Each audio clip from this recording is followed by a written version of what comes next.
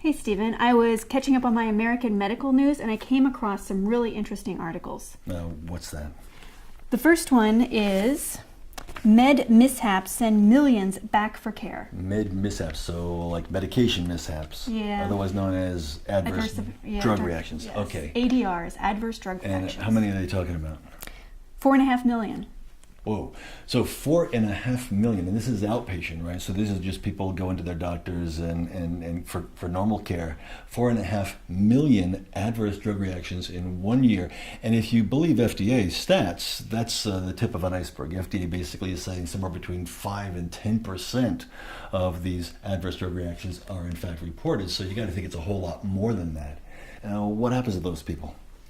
Well, 1.9 million, nearly 2 million, end up going into the hospital.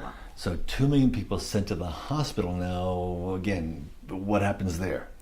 Well, in the April edition of the American Medical News, it says 1 in 3 patients are harmed during a hospital stay. So whoa. So here we got, I mean, this is serious, right? You got Very serious. 4.9 million people having adverse drug reactions. It's probably a whole lot more, right? Because most ADRs are not reported.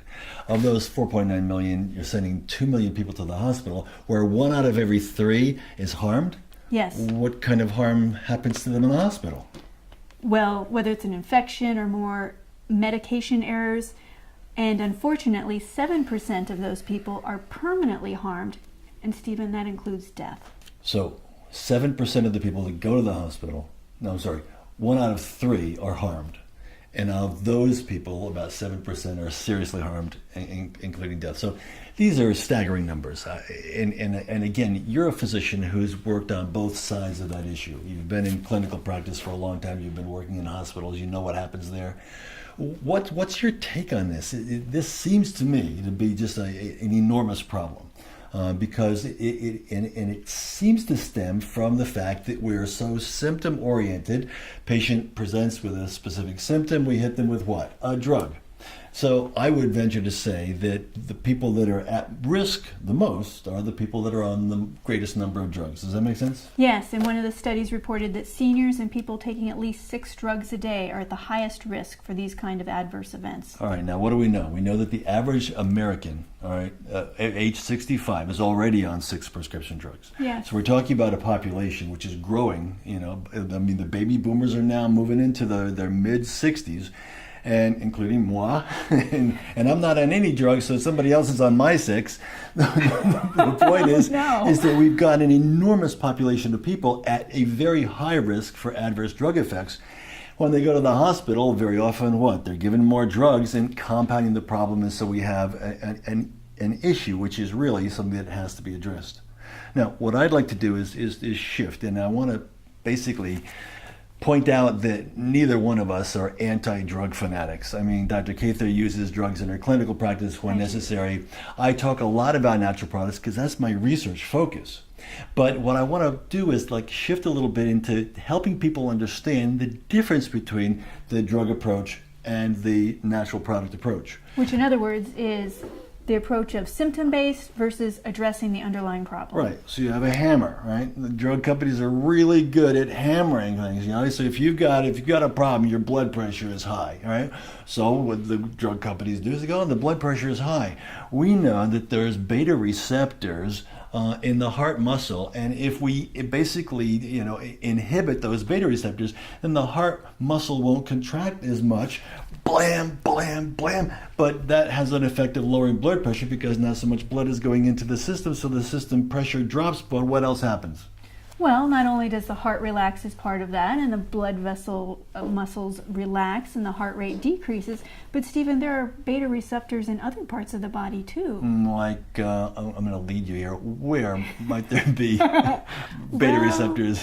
Like in the penis. All right, so an erection actually requires beta activation for that to occur. And so here you got this guy that just got hit by a hammer. It lowered his blood pressure, but it also lowered other things. The natural approach, the natural product approach, is one which is like a screwdriver. So instead of the hammer approach, we basically are going in there to make adjustments to provide the needed adjustment to improve a wide range of effects. Now, in your clinical practice, I think it's fair to say that you would combine both.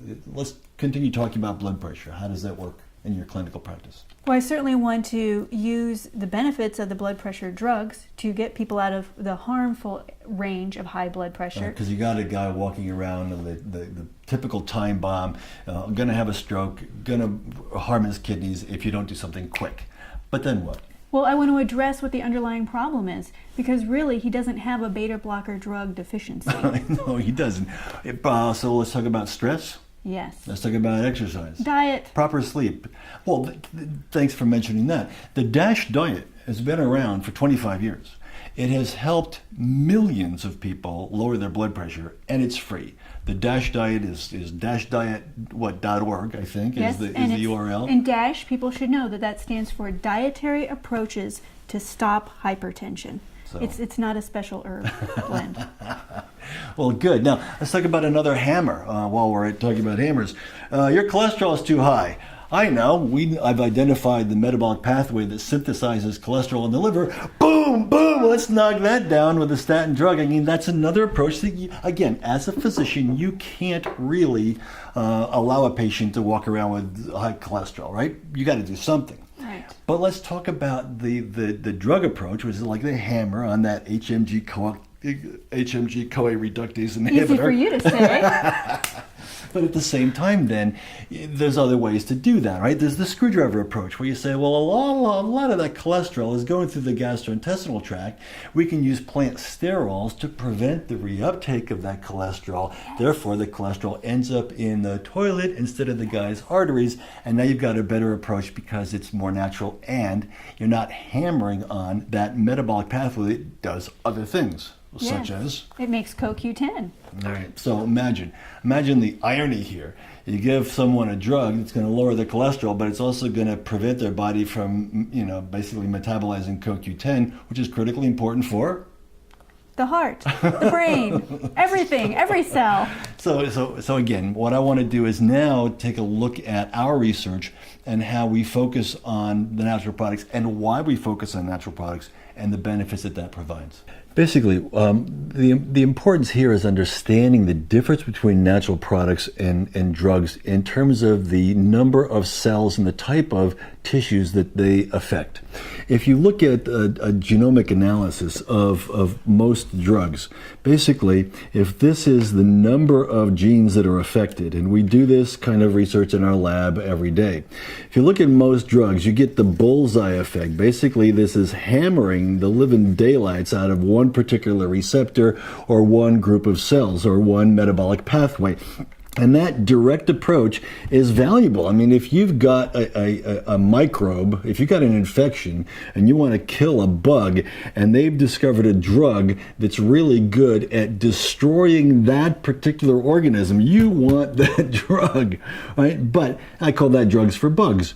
And that's basically the pharmaceutical approach. It's usually hammering on one particular pathway. Now, as valuable as that is under those conditions, if you're looking for prevention, if you're looking for a way to really normalize the function of the human body, this doesn't work. To normalize the function of the human body, what do you have to do? You have to basically look at a natural product.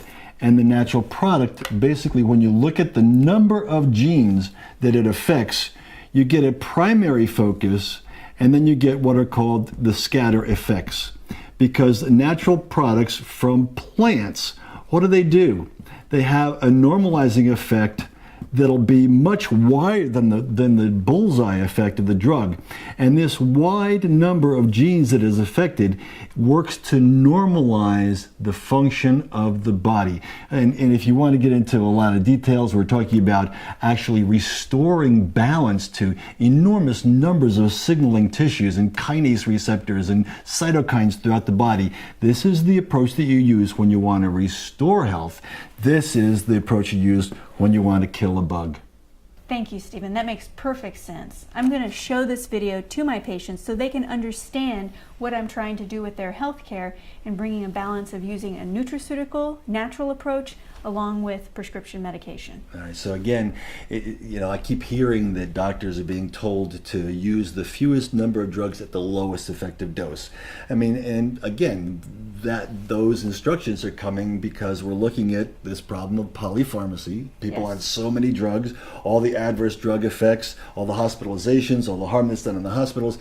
And they're saying, hey doc, use the fewest number of drugs at the lowest effective dose. I think what we're talking about here is a practice that enables you to do that by using natural products. I mean, am I putting words in Definitely. your mouth? That's how you practice medicine. It is. We use the metabolic approach. We use nutritional therapy. We use hormone balancing. We look for the underlying problem.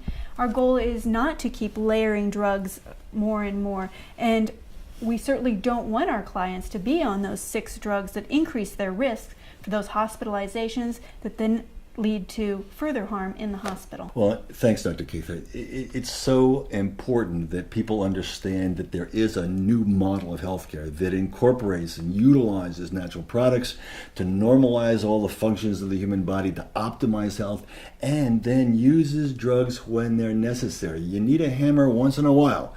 But let's focus on the screwdriver approach of making adjustments in metabolism and hormone levels and all the ways that you use in your clinical practice. I think as more people ask for that, as more people go to their physician and ask for a partnership, Yes. I think we're going to find healthcare improving across America. Thank you for being such a wonderful pioneer. Thank you for this wonderful discussion. All right. And thank you for your time.